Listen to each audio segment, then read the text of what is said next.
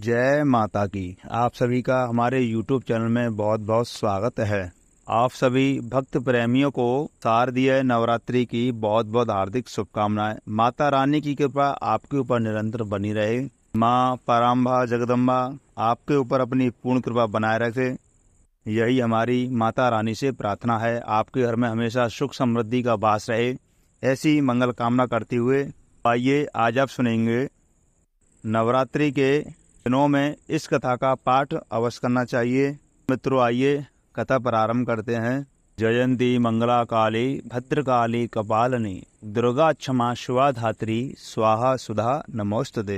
माता रानी के चरणों में बारंबार प्रणाम करते हुए कथा प्रारंभ करते हैं। नवरात्रि का आरंभ आज से हो चुका है और अब से लेकर के अगले 9 दिन तक देवी के सभी रूपों की अलग अलग दिन पूजा की जाएगी। नवरात्रि में जो लोग रोजाना व्रत करते हैं उनके लिए पूजा पाठ के अलावा नवरात्रि की व्रत कथा भी अवश्य सुननी चाहिए और देवी भागवत महापुराण में भी अनिवार्य बताया गया है इस कथा को सुनने का।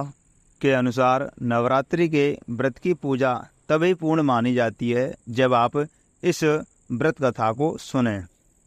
यह कथा देवी के सिंहासन के समक्ष बैठ करके सुननी चाहिए। तो आइए प्रिय भक्तों, जानते हैं यह कौन सी कथा है जिसका पाठ नवरात्रि में रोजाना करना चाहिए और उसकी कथा सुननी चाहिए।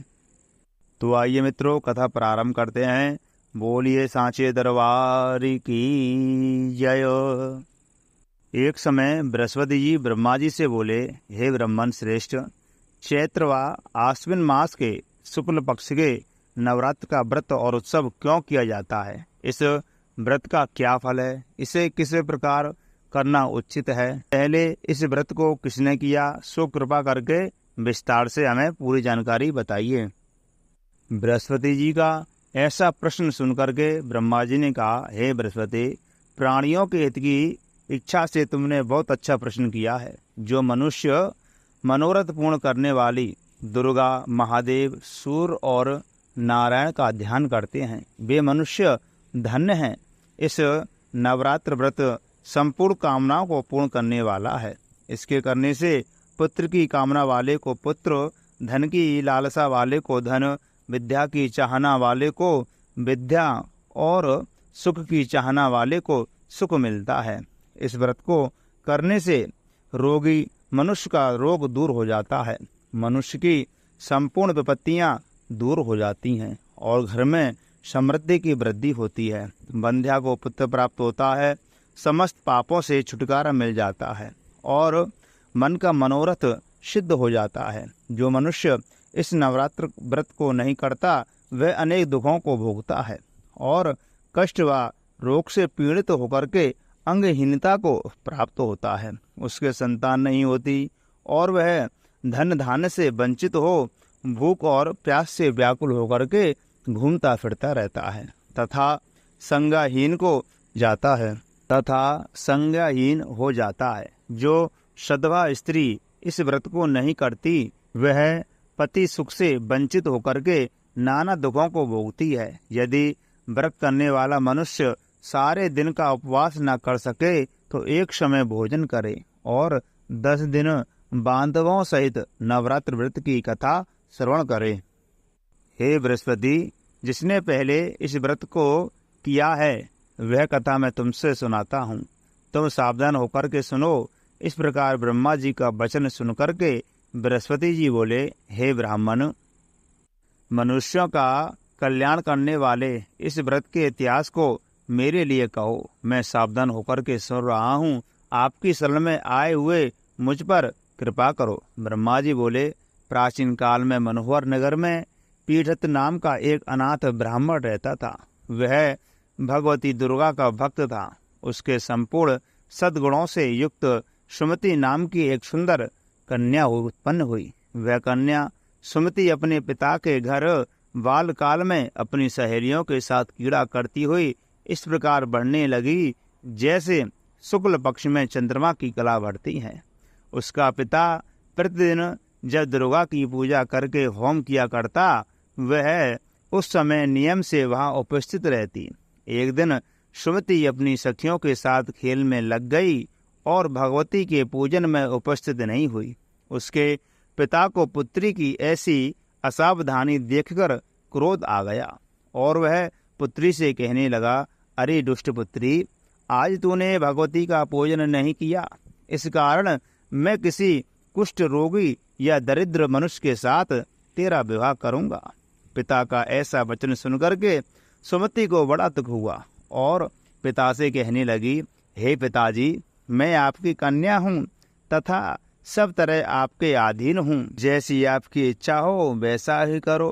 राजा से, कुष्ठी से, दरिद्र से अथवा जिसके साथ चाहो मेरा विवाह कर दो, पर होगा वही जो मेरे भाग्य में लिखा है। मेरा तो अटल विश्वास है, जो जैसा कर्म करता है उसको कर्मों के अनुसार वैसा ही फल प्राप्त होता है। क्योंकि कर्म करना मनुष्य के अधीन है, वह फल देना ईश्वर के अधीन है। जैसे अग्नि में पड़ने से तृण आदि उसको अधिक प्रदीप्त कर देते हैं, इस प्रकार कन्या के निर्भयता से कहे हुए वचन सुनकर के ब्राह्मण ने क्रोधित होकर के अपनी कन्या का विवाह एक कुष्ठी के साथ कर दिया और अत्यंत क्रोधित होकर के पुत्री से कहने लगा, हे पुत्री, अपने कर्म का फल भोगो, देखें भाग्य के भरोसे रहकर क्या करती हो। पिता के ऐसे वचन सुनकर के सुमति मन में विचार करने लगी, अहो मेरा बड़ा दुर्भाग्य है, जिससे मुझे ऐसा पति मिला।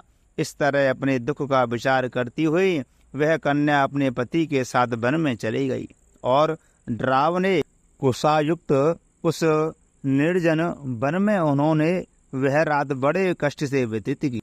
उस गरीब बालिका की ऐसी दशा देख देवी भगवती ने पूर्व पुण्य के प्रभाव से प्रकट होकर के सुमति से कहा, हे दीन ब्राह्मणी, मैं तुझसे प्रसन्न हूँ, तुम जो चाहो सो वरदान मांग सकती हो। भगवती दुर्गा का यह वचन सुनकर के ब्राह्मणी ने कहा, आप कौन हैं, वह सब मुझसे कहो। ब्राह्मणी का ऐसा वचन सुनकर के देवी ने कहा कि मैं आदि शक्ति भगवती हूँ और मैं ही ब्रह्म विद्या एवं सरस्वती हूँ।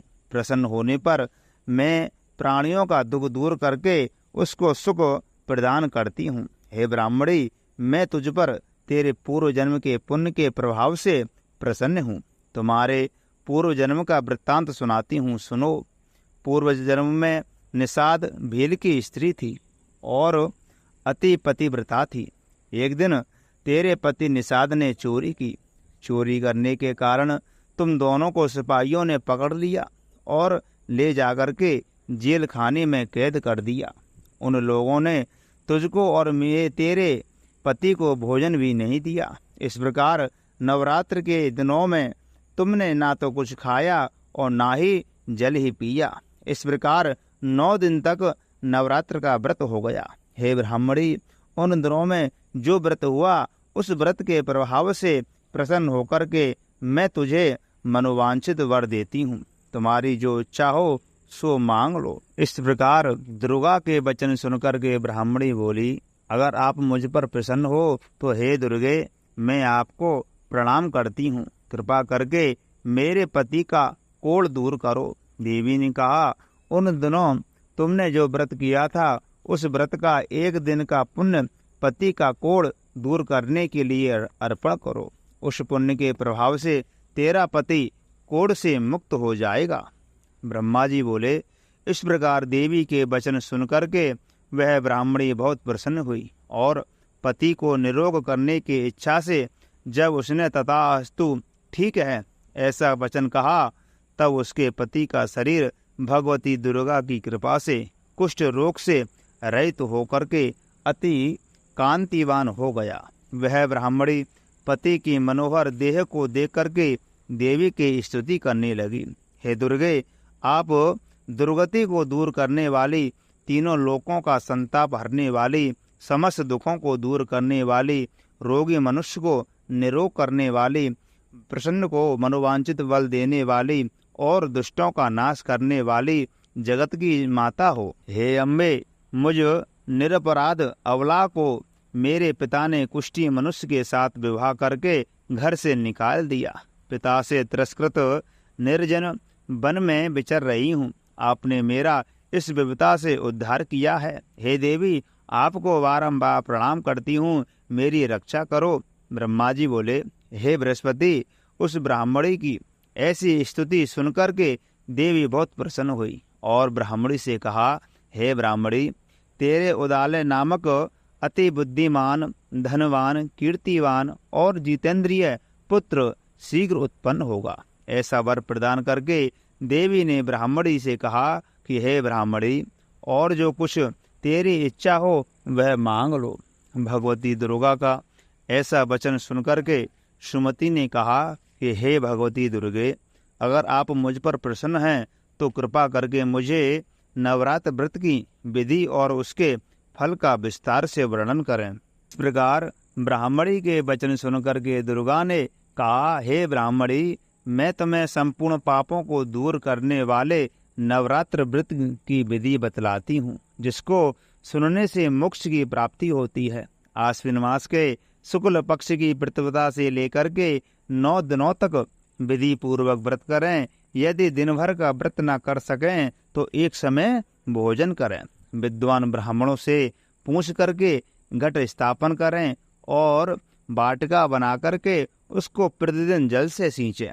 महाकाली, महालक्ष्मी और महासरस्वती देवी की मूर्तियां स्थापित करके उनके नित्य विधि सहित पूजा अर्चन करें और पुष्पों से विधि पूर्वक अर्घ दें।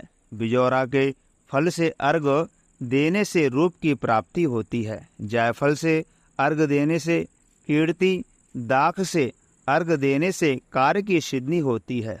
आंवले से अर्घ देने से सुख की प्राप्ति और केले से अर्घ देने से आभूषणों की प्राप्ति होती है। इस प्रकार पुष्पों और फलों से अर्घ देकर के व्रत समाप्त होने पर 9वें दिन या विधि विधान के साथ हवन करें।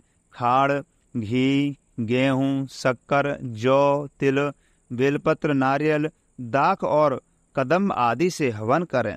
गेहूं से होम करने से लक्ष्मी की प्राप्ति होती है। खीर एवं चंपा के पुष्पों से धन की और बेलपत्रों से तेज व सुख की प्राप्ति होती है।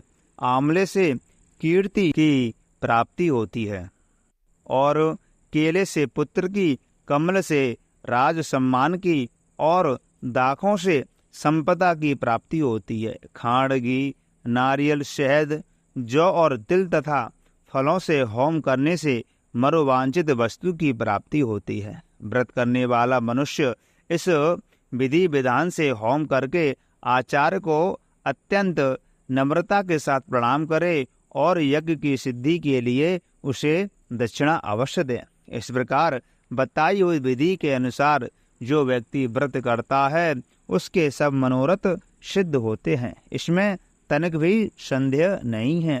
इन 9 दिनों में जो कुछ दान आदि किया जाता है उसका करोड़ों गुणा फल मिलता है। इस नवरात्र व्रत करने से अश्वमेध यज्ञ का फल मिलता है। हे ब्राह्मणी, इस संपूर्ण कामनाओं को पूर्ण करने वाले उत्तम व्रत को तीर्थ, मंदिर अथवा घर में विधि विधान के साथ करना चाहिए। ब्रह्मा जी बोले, हे बृहस्पति, इस प्रकार ब्राह्मणी को व्रत की विधि और फल बतला करके देवी अंतर्ध्यान हो गई। जो मनुष्य या स्त्री इस व्रत को भक्ति पूर्वक करता है वह इस लोक में सुख प्राप्त करके अंत में दुर्लभ मोक्ष को प्राप्त करता है। हे बृहस्पति, यह इस दुर्लभ व्रत का माध्यम है जो मैंने तुम्हें बतलाया है। यह सुनकर के बृहस्पति जी आनंद से प्रफुल्लित हो गए। ब्रह्मा जी से कहने लगे कि हे ब्रह्मन, आपने मुझ पर अति कृपा की जो मुझे इस नवरात्रि का व्रत का माध्यम सुनाया। ब्रह्मा जी बोले कि हे बृहस्पति, यह देवी भागवत शक्ति संपूर्ण लोकों का पालन करने वाली है। इस महादेवी के प्रभाव को कौन जान सकता है। बोलिए देवी भगवती की जय। जगदम्बे मात की जय। प्रिय मित्रों, मैं आशा करता हूँ आपको यह कथा बहुत अच्छी लगी होगी। तो कृपा करके इस कथा को आप भी सुनिए और दूसरों को भी सुनाइए। तो मित्रों, इस वीडियो को ज़्यादा से ज़्यादा शेयर करें और कमेंट बॉक्स में जय माता की अवश्य लिखें। और आपने अभी तक हमारे चैनल को सब्सक्राइब नहीं किया है तो सब्सक्राइब भी अवश्य कर लें। मित्रों, यह माता की कथा संपूर्ण मनोरथों को पूर्ण करने वाली है, तो मित्रों इस कथा को अवश्य श्रवण करें। जय श्री राधे, जय श्री कृष्ण।